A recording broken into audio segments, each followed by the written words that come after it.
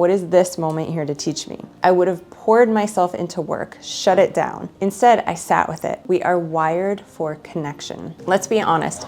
Healing on your own can feel safer at first. You get to stay in control. You don't have to explain to anyone what you're doing or feeling. You don't risk being judged or misunderstood. But the truth is, we were not meant to do this alone, and the longer we try, the heavier it all gets. For a long time, I was doing the inner work quietly. I was reading the books, listening to the podcasts, trying to reconnect with myself on the inside, while still sitting at tables where the conversation just did not reflect the kind of life that I wanted to build. It wasn't that there was anything wrong with the people that I was surrounded by. It was just that I wanted and craved more depth, more intention, more of the kinds of conversations that cracked something open in me and made me feel like I belonged with people who were also doing the work. I remember reading a quote that said, "Sit with the dreamers, the doers, the thinkers, the ones who see greatness in you even when you don't see it yourself." And I felt that in my gut. It was exactly what I was craving, and that quote was exactly what I needed. I didn't just want surface level chats anymore or toxic positivity. I wanted to sit with the women who could talk about real challenges and hold space for each other in growth, who no longer chose to numb or bypass, but chose to lean in and ask, what is this moment here to teach me?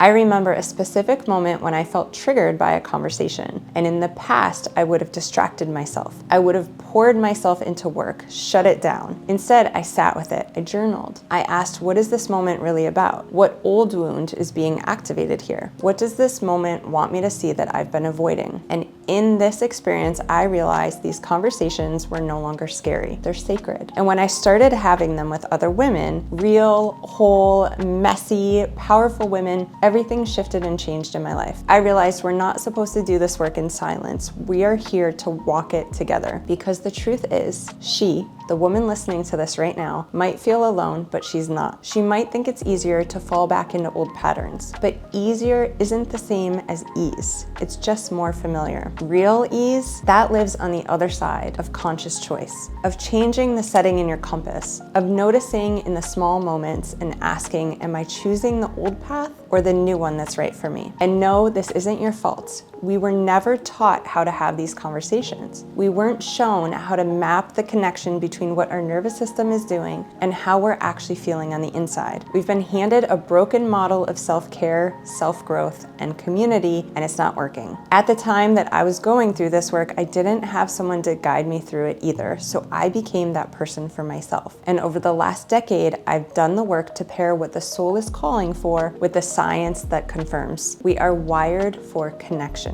You are built for belonging, and you heal better, faster, and deeper in community. Even your nervous system confirms it. There's powerful research from the blue zones and the neuroscience that shows that community, real, emotionally safe, heart-centered community, is one of the strongest predictors of longevity, health span, and resilience. We literally regulate better together. You don't need a huge, perfect group of people. You just need a few of the right ones. People who are willing to reflect back your values, who aren't afraid of growth, who remind you that you don't have to do it all alone anymore. Speak up. Have a brave conversation. Maybe create a boundary that you've been avoiding in a loved one or a friendship. Say the thing that you normally swallow, or text a friend and say, hey, could we take this conversation a little bit deeper? Yes, your circle might shift. It might become uncomfortable at first, but I promise the more you show up as your whole self, the more your true people will find you. People who love the version of who you're becoming and not the mask that you felt you had to wear to fit in. This is the feeling we're chasing. This is ease, joy, freedom, and wholeness. And this is exactly why I created the Best Friends Book Nook. I didn't have that community, and so I built it. And that's what's unfolding inside, and it's truly beautiful. We are not becoming someone new. We are just coming back home. We're remembering how powerful we've been this entire time, and now we're doing it together. So if you are ready to stop feeling so alone in this, if you're craving deeper conversations, richer connection, and a space where your whole self is welcome, come join us. This is so much more than a book club. This is a movement, and your seat is already waiting. Check the links below for more information on the Book Nook community. We can't wait to see you inside.